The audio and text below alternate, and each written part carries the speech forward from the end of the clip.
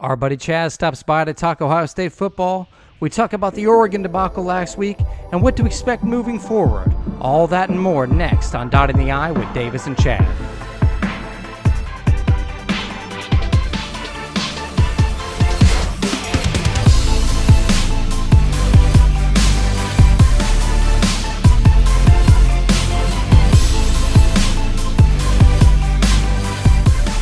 What's up, Buckeye Nation, and welcome back to Dotting the I with Davis and Chad.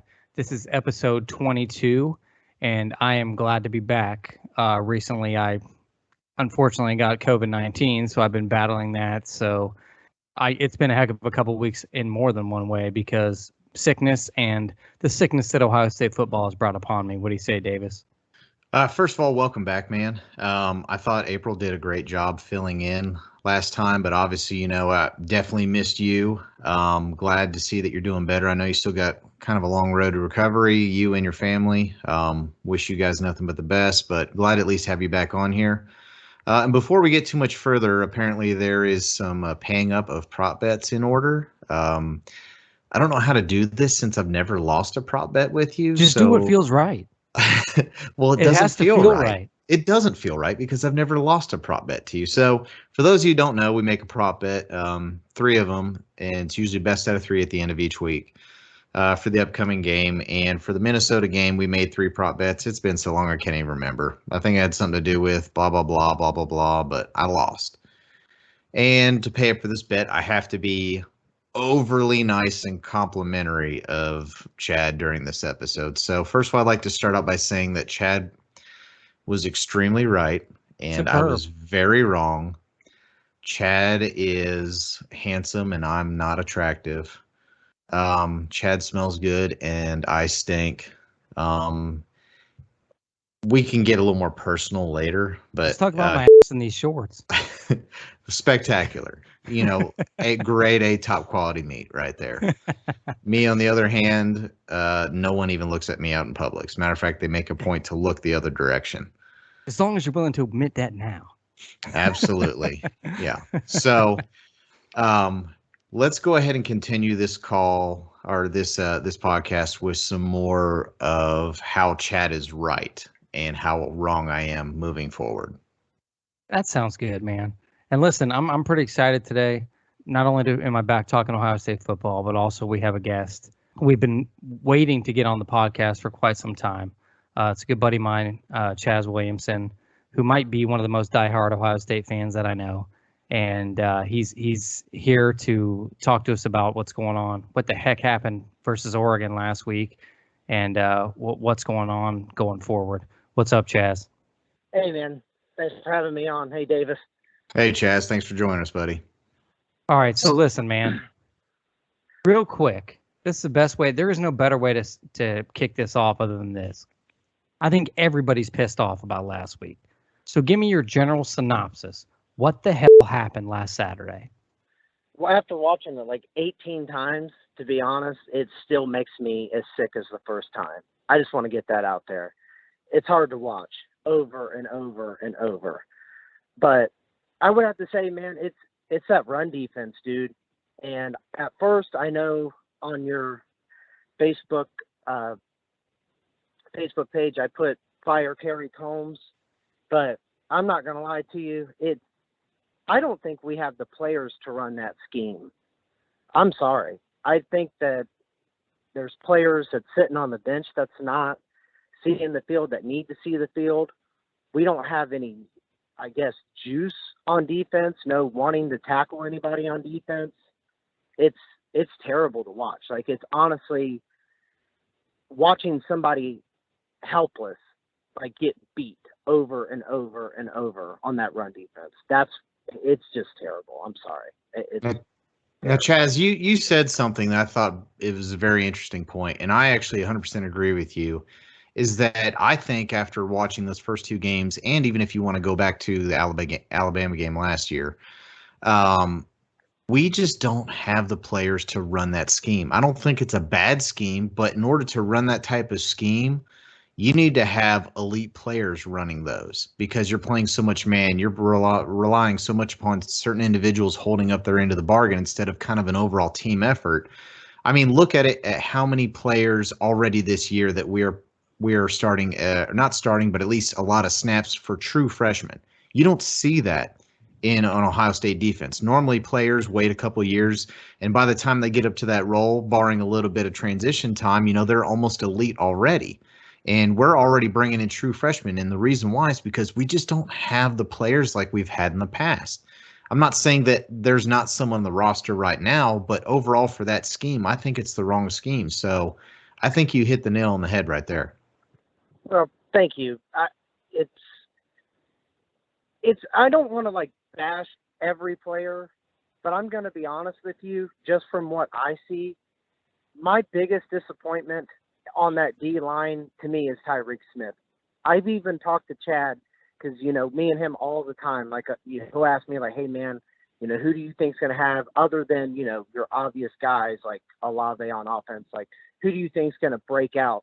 I said Tyreek Smith just because of the last 3 to 4 games he played last year, and he shows flashes of doing that. He's just been a guy on the field, and that's it.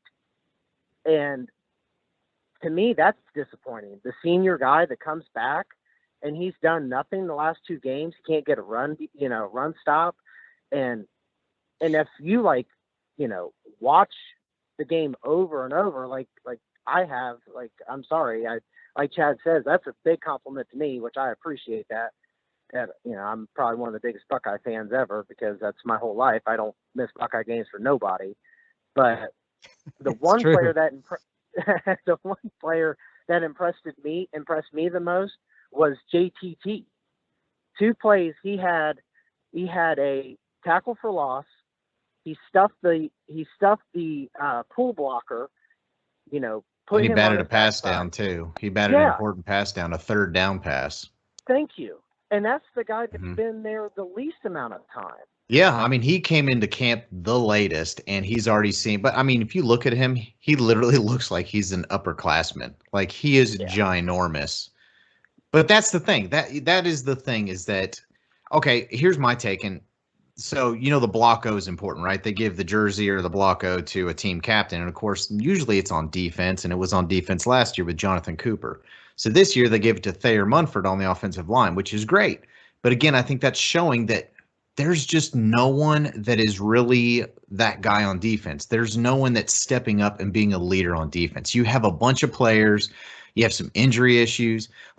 Right now, if I had to tell you of any guy on defense, who is the guy that is probably in the locker room doing all the talking?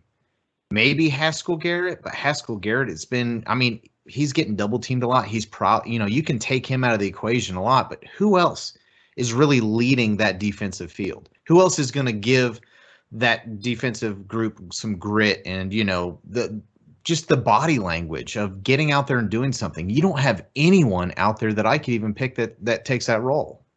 Yeah, I don't really know either, to be honest. Not from what I see the last 2 games. I can't even tell you who pulls apart to be the leader. So I agree. I agree that Kerry Combs is a problem. I don't think he's the entire problem. My issue with Kerry Combs is continuing to try to play a defense that, number one, wasn't working and not making any in-game adjustments. It's one thing if we're going to get torched a little bit in the first half, but if we came out and we switched things up and we were stopping the plays that we were allowing in the first half, that's good coaching. I can live with that. But we got beat by the same damn thing we did in the first half continually over and over. It wasn't until the last 2 or 3 drives that we finally showed something different and got a few stops. Well, you and Chaz are probably going to both roll your eyes. I know Chaz probably will when I say this, but dude, for me, do I blame Kerry Combs? Slightly. I blame Ryan Day. I got to be honest, man. Last year, we had this problem at the end of the year. We went into camp. We had a fresh new camp, a whole new set, to correct things, to get things going. And we come back out here, and you can't tell me he's going against this defense every day in practice that he don't know it's like this. He does know it's like this. He's a smart guy. I just don't know if he's just doesn't have the balls to tell Kerry Combs, hey, man, this is not going to work. We need to do something else. Whether he's given him too much leash and now he needs to recant some of that leash or what's going on. But I blame Ryan Day, dude. At the end of the day, this is Ryan Day's football team, not Kerry Combs' football team. Ryan Day's football team. And it's his legacy. and it's his team. So to me, Ryan Day needs to step up. He needs to put some foots in some asses, and we need to get this train rolling. That's how I feel about it. Before Chaz says anything on that, I'd just like to point out, Chad, that was a very good point, and you're super intelligent. I really think that you're using a lot of great insight into. So I would really enjoy to hear Chaz's rebuttal, because that was a great point. you know, you know, I do have to give props to Chad, dude, because he was 3-0 on the prop bet. So, hey, Chad, what a call, buddy. Thank you, man. Thank you. I appreciate that. Nice to feel wanted. Chaz, you don't have to pay him up on that bet. That's just my job. I'm gonna kiss his butt enough during this episode. We don't need it from you too. I thought I'd help you out just a little bit, David. Okay, fair enough.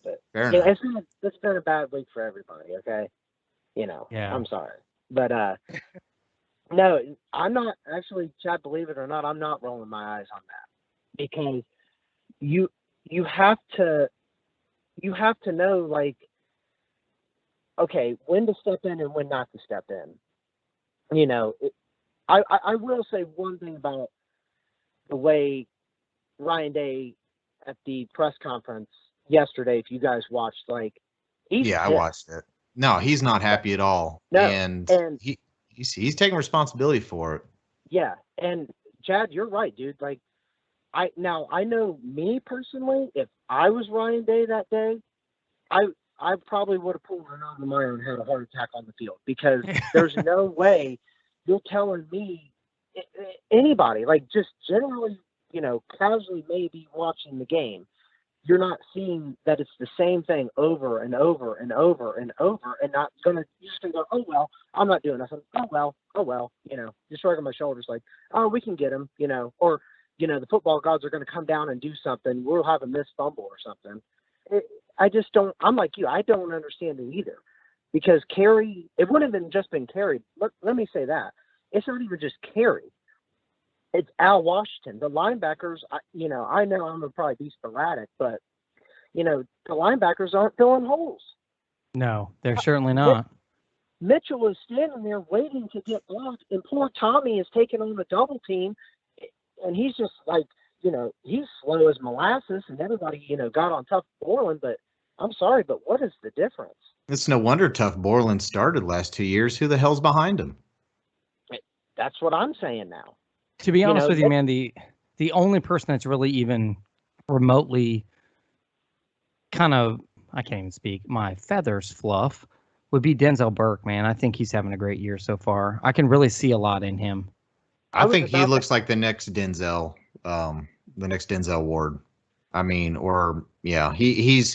he's absolutely amazing. And I gave him a little bit of crap that first game against Minnesota, just because I saw a few things. But dude, he's true freshman, dude. He just graduated high school like 4 months ago, and that kid is on the road in the rain against a not easy Minnesota team and playing his butt off, and then turns around in Oregon and completely shuts down the Oregon wide receiver. Like, he's going to be an absolute stud. Like, he's going to probably have to be the kid that steps up and turns this thing around. I mean, steps up and be a young leader, because it's sickening. It's almost embarrassing. Like, I almost can't even turn on the TV or listen to any of the radio stations, because I'm fully embarrassed at what happened on Saturday, and actually the last 2 or 3 games in general. So this is more of not just disappointment. This is an embarrassment. And I think that's why Ryan Day is really feeling a lot more pressure on this one, more than, like, it's one thing for an Urban Meyer to throw up that stinker, once a year that he would throw up. But at least we would look decent most of the rest of the year. This one is just a pattern, and it's like, what the hell is happening? Yeah, I was about to ask Chad about Denzel Burke. Like, coverage-wise, he is, like, you could see what Carey says about him, what he shows in practice. To me, that's, as a freshman, 2 games, he's making good plays. Yeah, he may have had 1 pass interference, but, I mean, who doesn't have a pass interference? And he looks like he's 16 years old out there. Yeah. He's the smallest guy on the field. Yeah. I want to know, like I said, I'm not trying to bash people here, but like I said, I know some of my friends are going to listen to this too. And, I've been saying it over and over. But and I put my house on two people that what I wanted to say before, this podcast ends is why is Court Williams not out there? That dude reminds me of Jamel Hines. He can play in the box, but he can also cover, a tight end, somewhat of a receiver, or a halfback out of the backfield. Why is he not seeing the field? I want to know that, and I want to know why Ryan Watts proves that he can come up and hit and tackle, which that's another thing I'm really, excuse my language, pissed off about the defense, is nobody wants to tackle. Lejon or Lejon or Lejon, whatever, number 4, don't want to tackle. Nope. Ryan Watts never played a down last week, and that really pissed me off. Plus, I mean, I don't know how you feel about this, but even from the beginning, I still feel like Ronnie Hickman's not playing the right part of the field. I think they got him in the wrong spot. I was about to ask Chad about Ronnie Hickman too. I like Ronnie. I don't know why he's not coming off the edge. Yeah, they got him in that Silver Bowl position, whatever, where he's kind of like a hybrid, but he's playing a lot of run or a lot of linebacker duty from what I'm seeing. Yeah. And he's not really the right build for that. And we're not utilizing his skill in the defensive backfield where I think it needs to be. They need, now, again, maybe that's another testament to how weak the linebackers are and how little confidence we have in some of the players. They're terrible, dude. Our linebackers have absolutely no speed to get to the edge at all to stop anything. They don't plug holes. They don't get outside. I'm sitting here wondering, every year I've said to myself, it can't be worse than last year. And then it is. So that has to be, to me, all the things we're saying, it all has to be coaching. It can't all be personnel. You can't tell me we're pulling in 3, 4, and 5-star recruits all over the place every single week. We're getting a new one in, but yet nobody can play football. Well, I think you're right in the fact that a lot of it is coaching, but there's still some player issues. And the player issue, again, I think comes back to we don't have that true defensive leader. See, but is it player issues, or is it us not having people where they should be? I think it's a combination. I think it's a combination of everything, and that's why I think there's a big overhaul getting ready to happen. Now, whether or not that's actually demoting Kerry, they're not going to fire him in the middle of the season, but whether or not it's demoting him down and having someone else in charge of some of the play calls, whether that's actually changing overall scheme or simplifying the scheme, I don't know, but I think this only happens because we've had some issues at the beginning. As soon as Jeff Hafley left at the end of 2019, we were starting to see some of these issues in 2020. Now, of course, 2020 was that shortened season, so we didn't know if we were excusing it because of COVID and because of a lack of a spring and a fall practice and all of that. So I think ever since Jeff Hafley left, this has been something that's been snowballing. And I think because of our offense, especially with Justin Fields last year, it kind of got, hidden a little bit, but we still saw it in spurts last year with the Indiana game and with obviously what happened against Alabama and in the Northwestern game a little bit and just, a few things like that. I think now with the full year, we were expecting, okay, hey, we got everything. We got our players. I know we still have some injuries and stuff like that, but now we're ready to roll. And now we're seeing that problem even worse.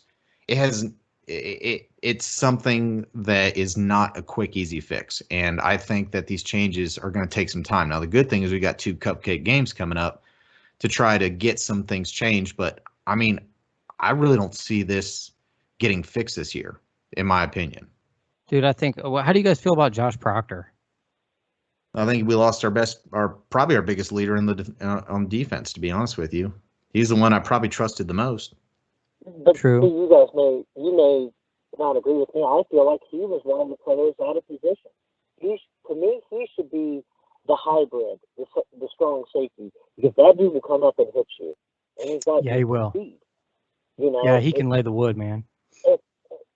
And to go back to what you said, Chad, that's what I was going to ask you. I think it's a little bit of both. Like, I think it's players not playing in the right position.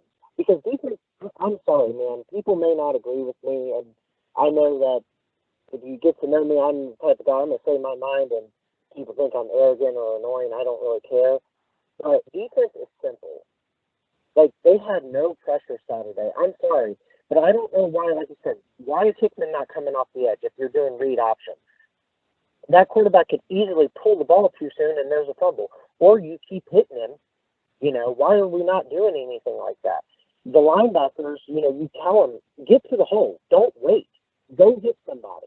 Because at the end of the day, defense is very, very simple. It is not that hard. You don't need to run, I need you to run, 10 yards this way and then cut to the left. And then if this guy goes this way, you go this way. It is very simple. I just don't understand how linemen are not being violent with their hands. Why is linebackers not filling the holes? And yes, why is our safety?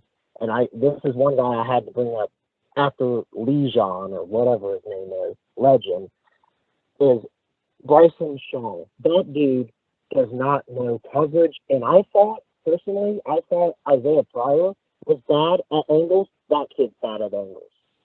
That kid is terrible at taking angles. Well, it looks like to me, if I had to simplify my answer, it looks like Ohio State is playing afraid of giving up a big play, and they're waiting for the offense to react first before they react because they don't want to bite early on a play and have a blown play that goes for 80 yards. It looks like they're not quite sure what they're doing, so again, they're waiting for the offense before they react. They're not being the aggressor, and that is a combination of a lot of coaching and not being prepared and probably – just some player insufficiencies or, not being confident. And again, a lot of that can just be tied back to the fact that, we don't have that big leader that's really getting this defense to play together as a whole and trusting in each other. Because that might be it too. Maybe, in order for this defense to work, the players have to trust that the other players are going to do their job so they can just focus on their job. And maybe if they're not trusting some of the other players, they're trying to do too much or they're trying to take on more than what their role's supposed to be, and they're out of position. So again, this is probably a combination of things that I don't think is going to get fixed. I don't know all season, but this is not going to be like we're going to see a different team this weekend. It's not going to be. No. That's not going to happen. But people that don't know football will think there's a different team this week. Well, because we're playing a lesser opponent. Yeah. That's well, hey, before we get, because we'll touch on Tulsa for like a minute, but the other point I want to bring up, because I know we're talking a bunch about this defense, and obviously that's what everyone's talking about, but I want to hit on the offense a little bit, and I want to talk more specifically about the quarterback, because I know that there's going to be probably we'll disagree in this group, let alone other people disagreeing. The one stat I want to point out to you is this: is we outgained Oregon by over 100 yards of offense, and we get beat. We have 612 yards of offense, and we scored 28 points. Now, there was a coach, I can't even remember what coach had said this, but there's almost a rule of thumb that for every 100 yards you gain on offense, for every 100 yards of offense you gain, you want to score 7 points. Bill Parcells. Yeah. So at 600 yards, we should have had, 42 points? Yep. So, and we had 28. So we're 14 points behind on the yards that we gained what we should have had. So even with the bad defense that we had, the offense still had the ability to win that game.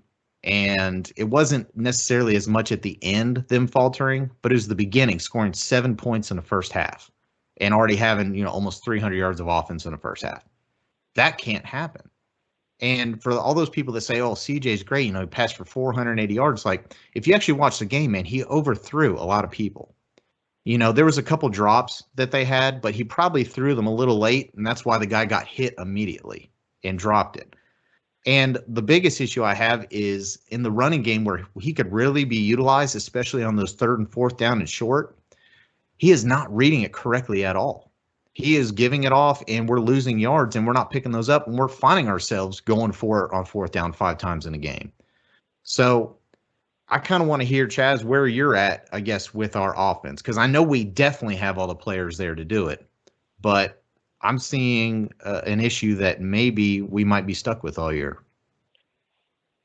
Okay, I want to try to, like I said, I told Chad I'm not going to try to go off the rails here, but the problem with me is a lot of these Buckeye fans oh, CJ's not the guy. CJ's not the guy. His stats are padded.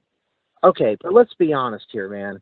Did he overthrow, sail some passes? Yeah, that can be fixed immediately. I remember when Justin Fields got there the first year, he wasn't keeping the ball either. When he first did his read options, that can be fixed Now, I don't know. I disagree. His very first touchdown was a 40-yard run he kept on a read option against FAU. Now, given it was FAU, but still. C.J. Stroud's first read option last year was for a touchdown against Michigan State. Yeah, but he hasn't run the ball again this year in 2 games where we probably needed him to run. Well, I was about to bring Chad up. Is that because Ryan Day's telling him not to run? You know what, dude? Here's my thing with him, man. I just think he's immature in his decision making. I'm not saying, and I told Davis this, I'm not saying he's not the guy, but he's immature as hell right now, and I don't understand why. I feel like those decisions should be the easiest decisions. I figure, I would think as a mobile quarterback, you would fare on the side of running the ball. That's a much safer play than throwing it anytime. You know what I mean? You're going to get guaranteed yards. If you can see the field, you're going to get guaranteed yards versus throwing the ball. That interception that he threw over Olave's head was the dumbest thing I've ever seen in my life. I just threw myself on the floor. That's all I could do. Yeah, that one was bad. Now, I guess situationally, even had he completed that to Olave, it would have been like 4th and 14. So I'm not sure how much difference that would have made. Well, it technically, yes. But the game was also, when we had the ball with 7 minutes left and then we had penalties. See, I will agree that some of C.J. Stroud's issues, at least in the Oregon game, was Coach Day not calling enough runs. And he had over 50 pass attempts. Like, he's not Dwayne Haskins. We completely abandoned the run game. Completely. Yeah, so I agree. There was definitely some offensive play calling issue that probably, it's almost kind of like Ryan Day's MO now is if his quarterback is struggling, he's going to make him throw it even more. Even though that tends to help him out a little bit, the problem is we're, again, becoming predictable in a sense. Yeah. And Sorry. No, go ahead. No, I was going to go back to CJ. Like, to me, CJ showed something that day. Like, he didn't score in the first quarter. Yes, like I said, we can go each drive by drive, play by play. Yes, the first half, dude, he missed some throws. Yes, he should have kept some read option plays. Yes, absolutely. But it's like, I'm sorry, but it goes back to Ryan Day. Like, and this is what really irritates me about sometimes with Buckeye football and media and honestly social media anymore. We're going to tweet out that we have the best, biggest, baddest offensive line in America, and one dude is, bigger than Orlando Pace, and he's probably going to be just as good. Yeah, but you're not moving anybody off the ball. When it's 4th and 2, you're getting stuffed by Oregon, who's their 2, not 1, 2 best players on defense are out. That's sad. That is sick to watch too.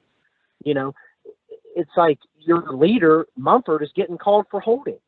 Mumford's not reaching the guy, up to the linebacker, so we can convert one of them 4th downs. Yeah, I was genuinely shocked at how poorly we lost the line of scrimmage in that game. Yeah. I mean, genuinely, if you would have told me anything and I had to bet money on it, I would have told you there's no way we would have got beaten on the line of scrimmage, especially with those players out. And we got beaten consistently. We didn't get one rush on the quarterback. I don't even think we even sped up their quarterback. And then at the end of the game, they kept getting through and getting to CJ. Yeah. But to me, CJ showed, he's shown that he don't quit. Like, he went after the first half, he went score for score with them. He converted some 4th downs. He threw the pass to Njigba Smith right on the money across the middle. That was a beautiful throw. To me, he's shown me something as his character. He don't quit. And that's what I was going to say. We did drop some balls. I mean, let's be honest here. We dropped quite a bit of balls. Oh, yeah. But I can give him that. This is for my take on CJ is for more to the people that I read all the time on Twitter and, like I said, my friends that are going to listen. How is it CJ's fault? How is this game on him? I don't see how it is. Now, okay. Should he converted? Listen, I agree. I agree with everything you're saying, and I'm really in the same boat. I think here's realistically what the problem is. Number one is you're coming off a quarterback that's trying to fill the holes of Justin's shoes already. Number two is we know that we have not one but 2 5-stars behind him that for all we know, the sky's the limit with them. So he is going to be dealing, CJ's going to be dealing, and it's my own fault too, of what if, what if we are starting the right quarterback? What if this is another Kelly Bryant at Clemson and he goes down and then they finally bring in Trevor Lawrence and they win the national title that year? Like, that's, I think, more the problem than anything. And people are trying to read into a lot of this stuff. And I'm doing the same thing. Am I being hypercritical of CJ at the beginning of this year? Probably more than I have so any other quarterback. And I think it's because of those things why he's being judged so harshly. I do agree we need to give him some more time, but I'm also more worried than anything that we could potentially have another Joe Burrow situation where we have the guy behind him and he's good enough and quality enough to keep running the show, but we're going to lose out on someone that could potentially be our national championship quarterback. Okay, and I'm going to interrupt everybody right now because I've been wanting to ask this question. I've been waiting to ask this question, and I asked it to Davis, but I haven't got a chance to ask it to Chaz yet. So now at this point in the year, right, knowing the situation we have, okay, and I'm not saying that CJ's not the guy or he's not capable. I'm just saying the situation we're in, we already took an L. Okay, we got a couple of cupcake games coming up. Do you put these other guys on the field and see what they can do? You'd have to, but not in this. You have to, but not for the reason you're thinking. You have got to get these kids to play because of the new 4-game redshirt rule. Yeah. Yep. No kid wants to sit all 12, 13 games. But yes, everybody these next 2 weeks has to play. Everybody. Like, I'm talking dudes, walk-ons have to play. Everybody has to play. Because here's my thing, right? If CJ plays this whole year, okay, and say we have a decent year going forward now, okay, Quinn Ewers is not staying at Ohio State.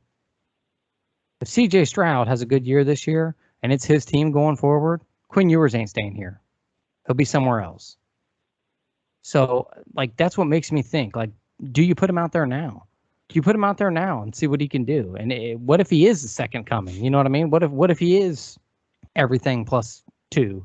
You know what I mean? Like, do you try to figure that out now that you have a loss? Or do you just play the cards like they were dealt and let CJ carry this team? Because if so, then why'd you even recruit Quinn Ewers? You know what I mean? Well, go ahead.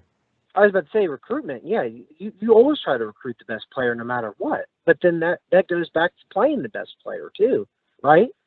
I mean, like I said, we can argue about defense all day. Like I said, I can name 3 guys that shouldn't be on the field on defense that I personally believe 3 other guys should be on the field. But yeah, Quinn should be in this Saturday. He should be in next Saturday too. So should Kyle McCord or even Miller should be in. They all should play. But it's not for the reasons that we need to see what this kid does because, our offense is, this or CJ's not this. If CJ came out and fumbled the ball or literally did not convert any third down passes or didn't go score for score with Oregon, I would be the one right behind you, Chad, saying, yeah, that guy needs to sit the bench. But to me, man, he showed me something that people don't see all the time. Like, it's always,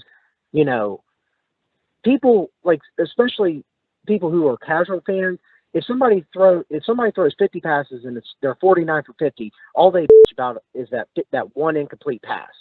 It's like, okay, it's like, what is there to complain about? To me, yes, CJ has things that he needs to improve on, but it's not, to me, that dramatic where he's just terrible. I don't think he's terrible at all. So here's a question right here, right now. Does Quinn Ewers ever start for Ohio State? Well, me and you have had that discussion. It depends. I'd say we all have to be patient this year. If CJ keeps doing what he's done these last 2 games, say he comes out and he throws another 350 yards against Tulsa. I don't want to go through each game, but let's just say he averages over 300 yards passing and at least 3 touchdowns to 4 touchdowns a game. Yes, he will start because CJ will leave. He will go to the pros. But then that brings back to Kyle McCord. Like, okay, so by you saying that, let me ask you, so you think Quinn is better than Kyle? But at the beginning of the year, to me, I've always said this. I've lived by Kyle. Kyle McCord is my number one quarterback. He's been my number one quarterback since before the season started. I would have started him over C.J. Stroud. I said that from the beginning. But, you know, what do I have to go on? What do I have to go on? Nothing but the spring game and film and my instincts and Ryan Day's offense, which, let's be honest, C.J. Stroud didn't run the ball either. So, I mean, I don't really know how much that really factors into. I definitely think that Kyle McCord is a better passer than C.J. Stroud. That's what I believe. But at the end of the day, also, I want to know what Quinn Ewers is. I don't want to be this school, man, that we hang on too long, because I feel like Quinn Ewers has that attitude, like that Tate Martell kind of an a-hole, a little bit attitude, to where he's not going to sit and wait, man, because he can play at USC and he can play at Florida and he can play wherever he wants to go. He's going to play, and he's not going to wait. That's what I'm saying. I just don't want to miss that opportunity if it's there. And I understand that. I truly get that, man. But to me, like when you say that, it's kind of like one of them things. Like when you bring him as a Tate Martell, I'm sorry, man. I don't know how anybody believed that kid was going to be good. I'm so sorry. Tate Martell, I don't know how anybody thought he was going to be. I just meant like his attitude. That was definitely a bad. Chad, I've been calling you all day, but that one was a bad analogy. Tate Martell is trash. No, whoa. You guys are talking about the skill of Tate Martell. I'm talking about his attitude, okay, where he will leave. My point is he's not going to wait around for anybody.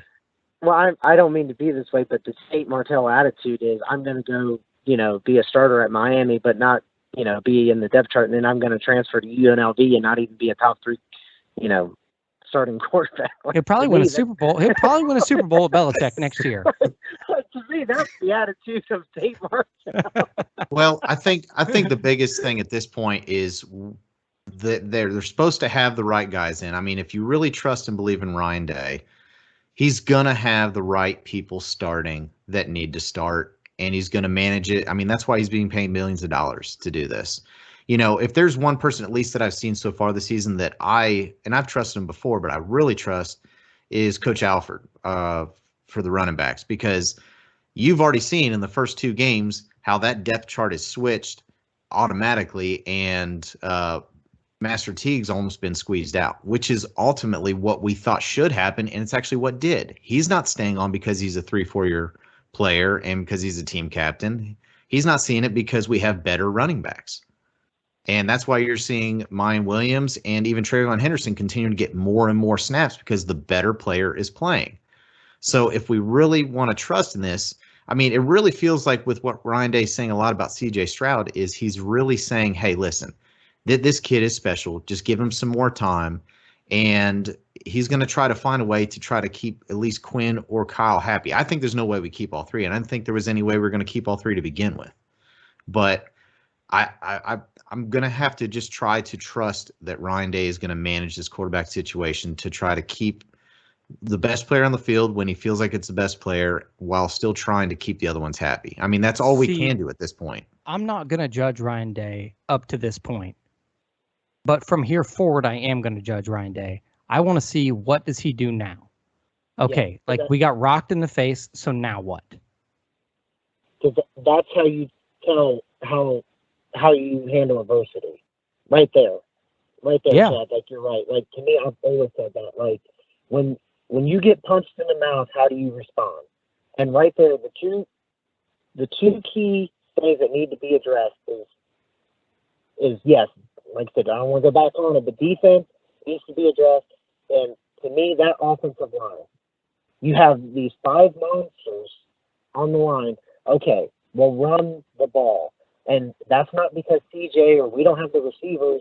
No, we should be some bad dudes to line up anybody and run the ball. And that's, to me, I don't know, man. It just, yeah, we should be able to run the ball. We said before the beginning of the season, man, if you look at our offense, our receiver room and our running back room were the 2 things that we were not concerned about at all. And it's weird, because here we are week 2 talking about the running back room and how we can't run the ball. Well, here's the problem with the running back, I think, is I think we still feel like we have such a good offensive line and good running backs that we could just run vanilla plays and expect it to work. Like, there's too many good coaches out there, and so much technology that goes into prepping and watching video that you could get an average team that could stuff an elite running offense if they know how to defend it. So it's not just lining up and run the ball. They're going to have to still be creative with that. And I think that's some of the problem, that our offense, especially in the running game, is little vanilla. Like, whatever happened to those jet sweeps, or whatever happened to some misdirection plays or anything like that. Instead, it just looks like we're lining up and trying to run between the tackles. And I'm sorry, but you give the defense enough time to adjust, they can put enough players there and stop that. So, again, I think this one comes a little bit back on Ryan Day, that his play calling's probably gotten a little vanilla in some of that, and he's going to make some adjustments there too. Yeah, cough, 4th and 2. Yeah, I mean, like, you had one option that play, unless he told CJ that he could also keep it, which he should have, but maybe he was directed to just hand it off, like not even read the D at the defensive line at that time. But that's a one option play. If it's a key 4th down, you need to have several options in there. Like, do a rollout where you have 3 patterns coming over to the weak side where at least one person's not going to be covered, or that play we scored with Jackson Smith and Jigba. There on that other 3rd or 4th down there, have plays like that set up instead of that just, hey, run and hope to God he gets 2 yards. Like, I hate that. Yeah, but yeah, I'm with you, but that, like I said, you're right. CJ should have kept the ball. If you're saying that he told him not to keep the ball, I'm sorry, but that goes back on Aaron Mumford on that 4th and 2. He whipped on his guy. If you don't whip on his guy, that's a first down. He falls down, that's a first down. Right, that's true. But I mean, you mean a lot of things to go right still to get 2 yards, as opposed to calling a play where, even if it's a broken play, you have other options.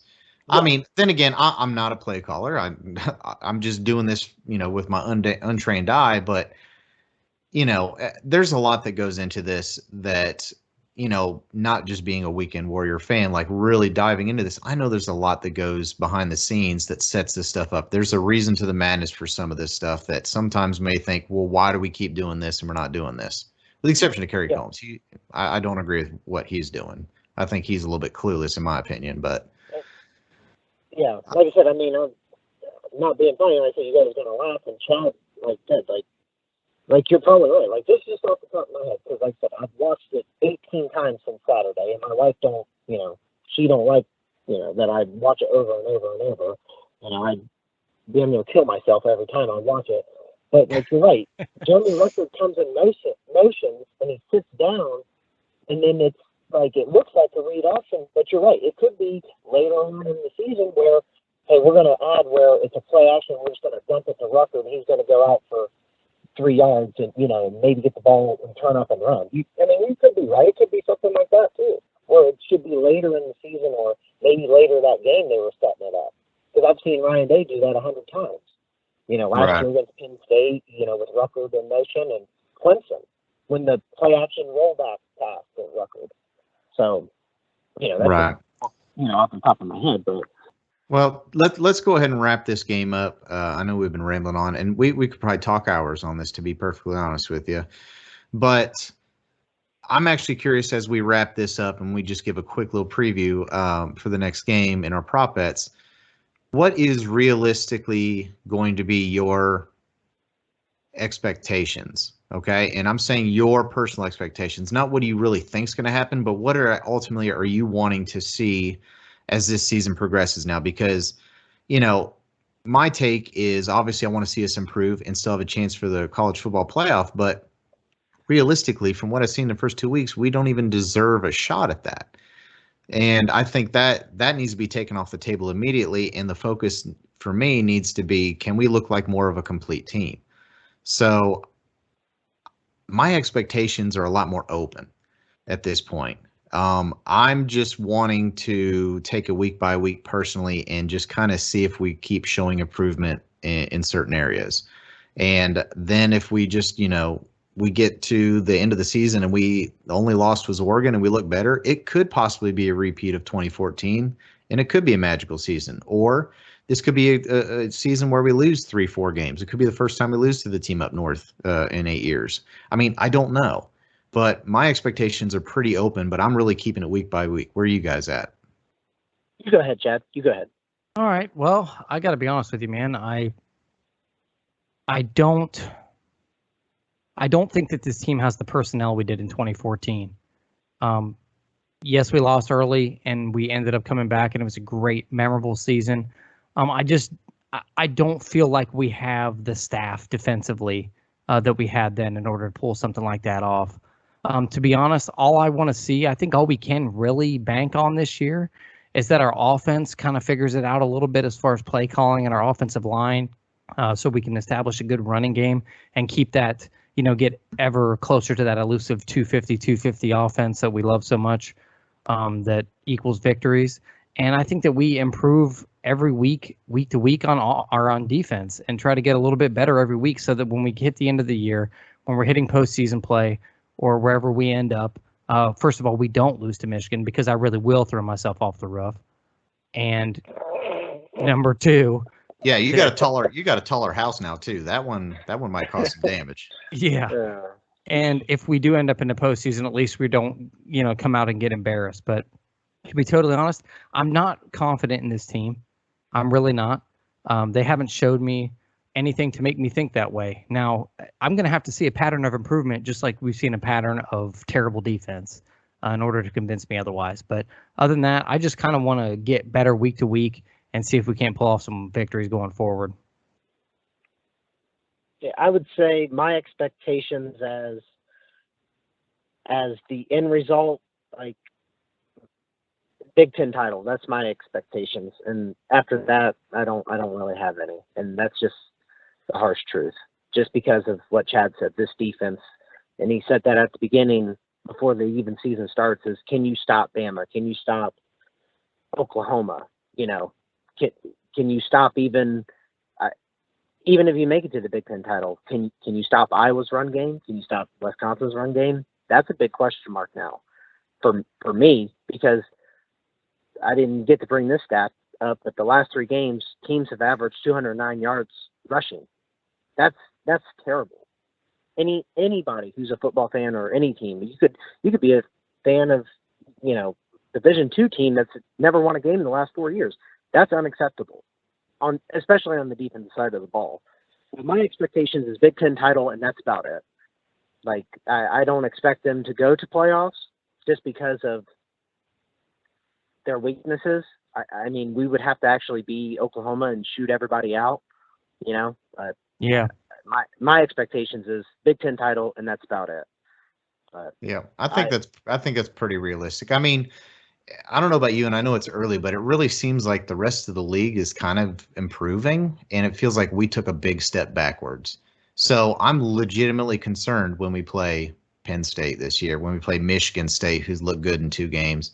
When we play, I'm pretty sure we have Iowa on the schedule at home this year, and of course the team up north. Like, these are games that were probably any other year would have been favored by almost double digits, or at least more than a touchdown, that are going to be probably pick'em games this year. And, there's going to be a lot to tell in the next 3 to 4 weeks. I know we got these easier matchups, but really stepping up and seeing if we can get some of these things fixed. We don't have to be an elite defense with the offense we have. And I think that's something that gets overstated. We're not going to have the defenses from the late 90s and the early 2000s, and that's fine. I'm okay with that.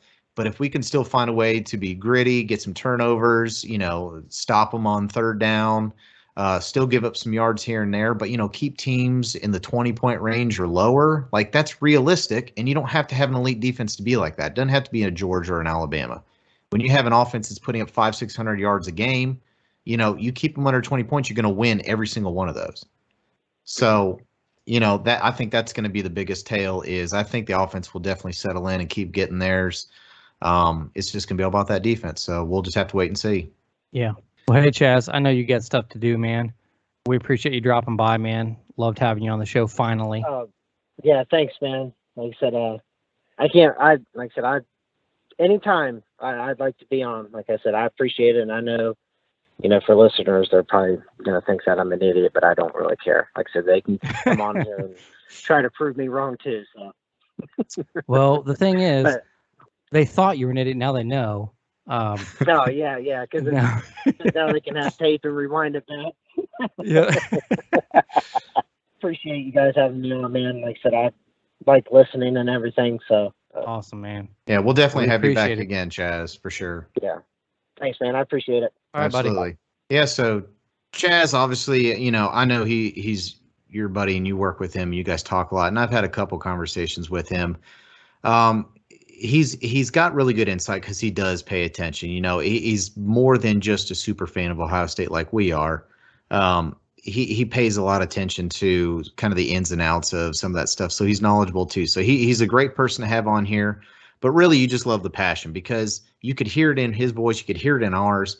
Like, we're still hurt from that loss. Like, that loss hurt pretty bad. And yeah, I mean, I compare it to how I felt after the Iowa game with JT Barrett. I feel the same way after that Purdue loss. Like, just not like disappointed. It's just embarrassment, and then, especially me, I don't live in Columbus. I live down here in Kentucky. So a bunch of SEC fans are constantly giving me crap, and I have nothing to say other than, you're right. We look terrible. We're not very good right now. Like, it's hard being an Ohio State fan, which I guess shows how spoiled we've been, over the last decade plus, but it definitely is not easy. So, but again, glad we had Chaz on this time.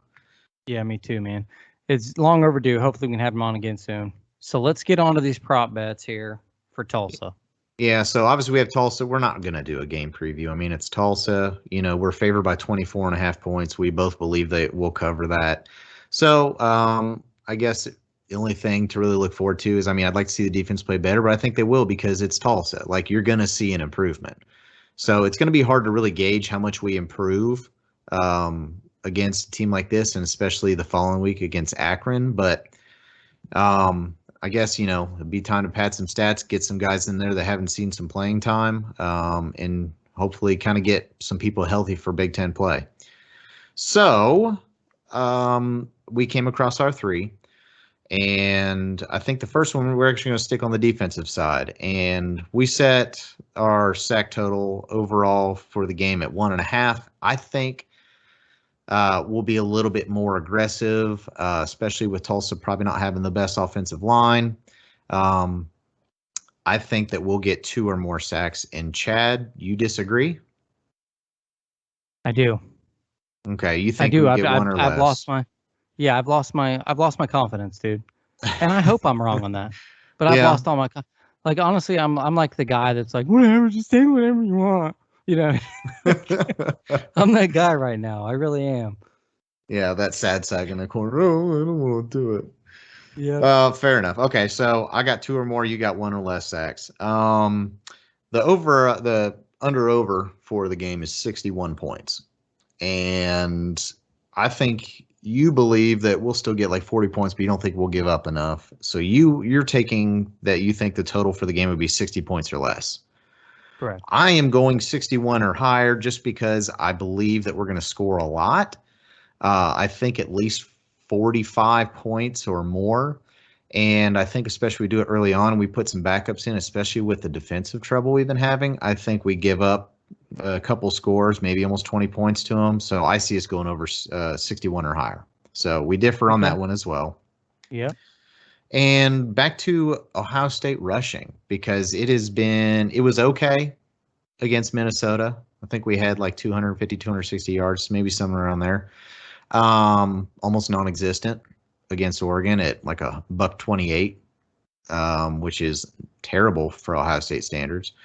So I decided, let's go ahead and up this one. Let's put it right at 250, which I think is a good round number. And you disagree. You think we'll still be less than 250. I do. Because our offensive line sucks. Well, again, we're going against lesser talent too. You got to think, but yeah. I agree. They've done well in pass defense, but they have not. I don't know if you can tell or not, but I'm going against the Buckeye just despite them. Yeah. You definitely seem right. You're like that girlfriend that's been scorned and you're not returning phone calls right now. That's correct. That's correct. But eventually you'll loosen back up and you'll answer the phone. So I'm going 250 or more total rushing yards for Ohio State on Saturday.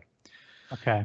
So ultimately, we're expecting, obviously, a pretty big Ohio State win. Now, I'll tell you what, if we come out and crap the bed against Tulsa, I may go ahead and join you on the roof, because if I see another crap performance after that, at that point, I don't even know what the solution is. How can you not be motivated after getting your butt kicked like that to come out and try to show that, hey, we're not that bad? Like, they really better come out and destroy Tulsa. I mean, destroy them. Because anything less than that, I will have lost all faith in this season. I really will. I know it's still early, but you're Ohio State. Like, that's all I have to say. You are the Ohio State. You cannot let this happen. We talked about this many, many times, especially in what I'm calling the COVID season in 2020. Just that feeling, dude. That feeling. It just doesn't feel like it's there. It doesn't feel there. So I'm waiting for someone to show me that it is there, because, I don't know how can you, I'm sorry, I'm getting ready to go off on I'm going to lose my here in just a second. How can you not come out and look more motivated and give everybody everything you have versus Oregon in the shoe for the first time in 2 years with 105,000 plus waiting on you, cheering on you? My God, that's what the dream is. That's Ohio State football. We've waited 2 years to have it, and it's here, and you all over it. I can't, for the end of the time, I swear to God, I'll probably never forgive them for that loss. I just can't do it. No, I can't do it. That one, you're exactly right. And what's sad is that I almost felt like the team and the players needed to match the intensity of the fans, because I know when I woke up that morning, I was excited. Got me an early beverage. I listened to the Ohio State fight song on my surround sound. I got my jersey on. Like, I'm amped. I'm ready to go. Like, I'm almost like, if Coach would have said head on out in the field, I would put a helmet on. I don't care if I would have gotten killed. I would have sprinted my ass off out there. Like, I was ready to go. And they just come out and they just looked uninterested. And Ryan Day even said they had circled this game on the calendar for the last couple of years. Bull crap. There is no way that this game looked like it had any sort of emphasis by the way we came out and played. Oregon wanted it. Oregon executed. Oregon looked like the better team. We came out and we looked terrible. Yeah. And we looked like we were lazy. And we looked like the body language was awful. And we had coaches that were getting pissed and yelling, and players shrugged shoulders. And it was absolutely pitiful. And the worst thing is, that was one of the first games we brought all these recruits to come watch and see the environment and everything. God, if I was one of those recruits on the side of the field, like, someone want to go ahead and pay for my bus ticket out of here? Because that was pretty bad. Like, games like that hurt your recruiting. Like, this game was extremely embarrassing. And I would almost be ashamed to be a recruit on the side of the field during that game. Yeah, I'm with you, man. I just couldn't stomach it to myself. I'm going, we have waited so long for this. Like, and like we talk about all the time, man, you're Ohio State. There is no time for an off day. There is no time to come out flat, especially at home with 105,000. And it's not even shit weather yet. It's nice weather outside. Everybody's packed in there. Everybody's waiting to go. You've been waiting to go. This team wants to come in here. Oregon wants to come in here and dismantle everything you've ever worked for. You know that. Every team that comes to the Horseshoe does. And when somebody does it, God, all I can think about is Baker Mayfield planting a freaking flag on the field. I mean, it just drives me nuts, dude. I cannot stand it. If we would have came out there and I felt like giving 150% and lost a battle and didn't come out victorious, then fine. Fine. You take that and you go home and you learn from it. But when you come out and I feel like you don't even give 110% and then you get your tail spanked, no, there needs to be some readjustment, some attitude readjustment in that locker room. You're absolutely right. And you did see that, even though it wasn't the flag being planted at midfield, someone put a rubber duck in midfield, right? Well, we deserved it. They should have put one. You know what? I am going to say that. Yeah, just I'm going to say where they should have put the other one. Oh, dude, listen, this has been a long episode. I apologize for all of you guys that are still listening. We appreciate it, but there was a lot that needed to be said today. But, I'm sure that we are probably reciprocating the same sentiments that everyone else is feeling. And it's just like, how did this happen? Why is this happening? And where the hell do we go from here? And I mean, the only thing we can do, like, it's been a few days now, so I've at least toned down, kind of tamed down a little bit. I'm not as aggravated, but I'm still just in disbelief, that how with everything that we have going for us with the coaches, the players, I mean, it being Ohio State itself, we have all access to everything that all these other teams have and more. You come out looking that bad, that flat, and that uninterested. So I get it, man. Hey, one thing before we get off here, we forgot to say, what are we doing our prop bets for this week? Man, that's a good question. Listen, yeah, you're planning on coming back into town here in about October 30th. In about a month or so. Let's do it just for the good old 12-pack. All right. For this one for just good old 12-pack, your favorite beverage. And we will do a video episode and a gentleman's handshake and saying you're right, I'm wrong. Yeah, we're gonna do a video one while we're there. Yeah, we did a video episode last year, which unfortunately was that Indiana game, which was kind of ugly. But I think that's the Penn State game, isn't it? Yes, it is. So yeah, it'll be a video episode for the Penn State game. So all right, well, tell them where they can find us, Davis. Guys, as always, appreciate you listening. You can find us on Facebook, and we're also on Twitter. But we post all of our things on YouTube, and we're on all the streaming services, Spotify, iTunes, iHeartRadio, Amazon Music, all those. So definitely give us a listen, give us a like, shout out to us, share your feelings. We'd love to get some feedback because even though we enjoy doing this, it's just two buddies doing this, we'd love to get some feedback to try to make this better. So we welcome any and all input, but until next time, we'll catch you after the game. Go Bucks. OH.